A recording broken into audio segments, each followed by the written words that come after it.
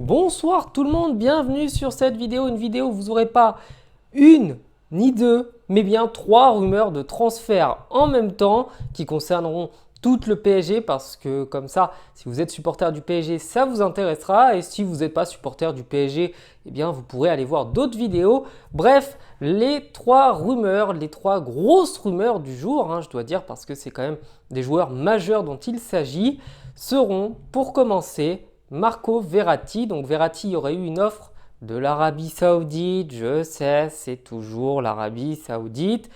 Ça finit par être un petit peu lassant, mais bref, cette offre, elle serait de 30 millions d'euros pour le transfert du joueur. Et malheureusement, sur les 12 années passées au club de Marco Verratti, eh bien, il n'a jamais eu une saison avec plus de 60% des matchs joués. C'est un joueur qui est totalement absent, sur lequel malheureusement on ne peut pas trop compter parce que sa santé est fragile, parce que Verratti c'est un joueur qui fait la fête, c'est un joueur qui ne prend pas soin de lui, c'est aussi un joueur qui est très régulièrement suspendu à cause de cartons complètement stupides. Verratti est capable de prendre un carton jaune par match toute la saison, il en est complètement capable et toutes ces choses-là font que le PSG devrait, à mon sens, se passer de lui parce qu'un joueur, quand on prend un joueur aussi important que ça, on a besoin qu'il soit présent à tous les matchs.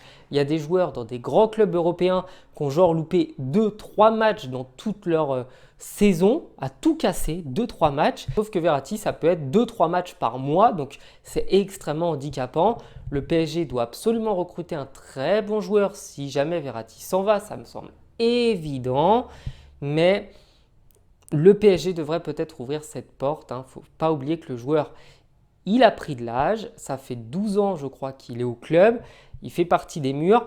Mais il faut peut-être arrêter d'être un peu trop sentimentaliste. Et il faut aussi reconnaître que le joueur, son rendement n'est plus aussi important sur le terrain. Donc évidemment, ça reste un joueur qui, même en n'étant pas bon un jour, va être meilleur que la plupart des autres joueurs. Mais son rendement baisse. Il est souvent absent. Il est souvent suspendu. Voilà, c'est pas le type de joueur qu'il faut. C'est plus le type de joueur qu'il faut, je pense, à Paris. Bref, on va pouvoir parler du deuxième. Attention, j'aime trop les changements de couleur, c'est magique. Le deuxième, du coup, pour remplacer Verratti, voilà, comme ça il y a une cohérence, ce serait Pedri, grosse rumeur, comme quoi le PSG se serait rapproché du Barça pour un transfert à hauteur de 110 millions d'euros. C'est à peu près la somme demandée par le Barça, la somme minimum pour libérer le joueur. Et le transfert pourrait, selon les sources, se faire parce que déjà le Barça a des gros problèmes financiers. Le Barça a besoin de faire rentrer de l'argent. Et même si Pedri est le genre de mec considéré comme intransférable, intransférable jusqu'à un certain prix. Le Barça a bien vendu Neymar alors qu'il était intransférable aussi. Et le transfert de Pedri pourrait être intéressant notamment pour Luis Enrique qui connaît très bien le joueur, qui apprécie énormément la personnalité du joueur. C'est lui par contre un très jeune joueur, un joueur très fiable qui une saison je crois a fait quasiment 70 matchs sans jamais être blessé, sans jamais être suspendu.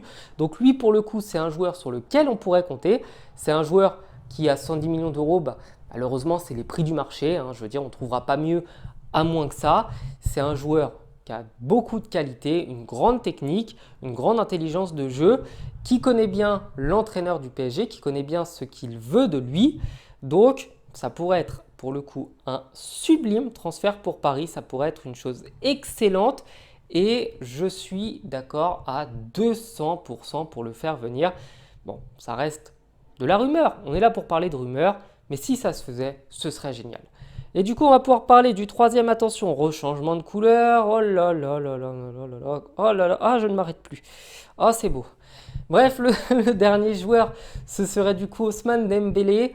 Donc un transfert qui se ferait à hauteur de 50 millions d'euros. Ousmane Dembélé, par contre, si on se passe de Verratti à cause des blessures, Ousmane Dembélé, on ne le recrute pas à cause des blessures. C'est un joueur, pour le coup, lui aussi, on ne peut pas vraiment compter sur lui. Il est tout le temps blessé à cause d'une vératite aiguë. C'est le fait de ne pas prendre soin de sa santé et d'avoir un QI de litre, malheureusement, sans offense aucune. Je veux vraiment pas être offensant, mais Dembélé ne réfléchit pas beaucoup en fait et n'a pas compris que celui qui veut aller loin ménage sa monture. Sa monture, c'est son corps. rien à voir avec les lunettes, mais il ne prend pas soin de sa santé, il fait n'importe quoi, il dort tard, il sort, il bouge, bref, il est tout le temps absent, donc pour le coup, je rejette évidemment pas les qualités techniques du joueur. C'est un joueur magique quand il est sur le terrain. C'est un joueur qui, pour le coup, avec Mbappé, pourrait faire d'énormes dégâts dans la profondeur. C'est quelque chose qui manque au PSG parce que Paris n'a qu'un seul joueur de profondeur et donc on sait forcément lequel c'est. Sauf que si vous avez un meneur de jeu comme Neymar capable de distribuer des caviars et que dans le même temps vous avez deux joueurs extrêmement rapides capables de prendre la profondeur et ce sans compter Nuno Mendes et Hakimi qui sont capables de déborder également, et bah je me dis Ousmane Dembélé en bonne santé à 50 millions d'euros, c'est l'affaire du siècle. Ousmane Dembélé avec son état de santé actuel, pour 50 millions d'euros, c'est un coup de poker.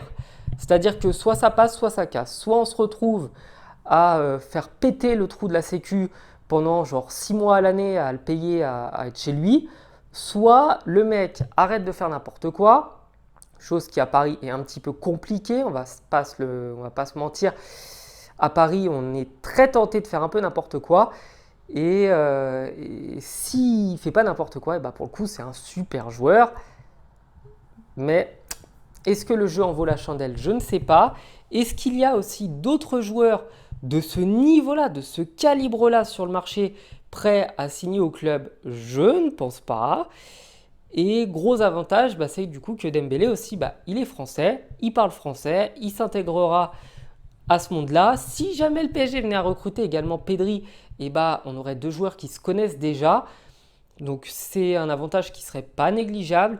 Mais pour le coup, j'ai vraiment des réticences. C'est beaucoup trop instable. Je veux dire, il n'y a aucune certitude que ça se passe bien. Beaucoup moins qu'avec un mec comme Pedri. Donc voilà. Et puis le reste des rumeurs. Bon, il n'y a pas eu de choses notables autour du PSG, à part le feuilleton Mbappé qui s'arrête jamais, mais ça commence à être un petit peu pénible. Bref, du coup, je vous souhaite de passer une bonne soirée. Je vous dis à bientôt sur la chaîne pour de nouvelles rumeurs, pour d'autres choses autour du foot. Ciao.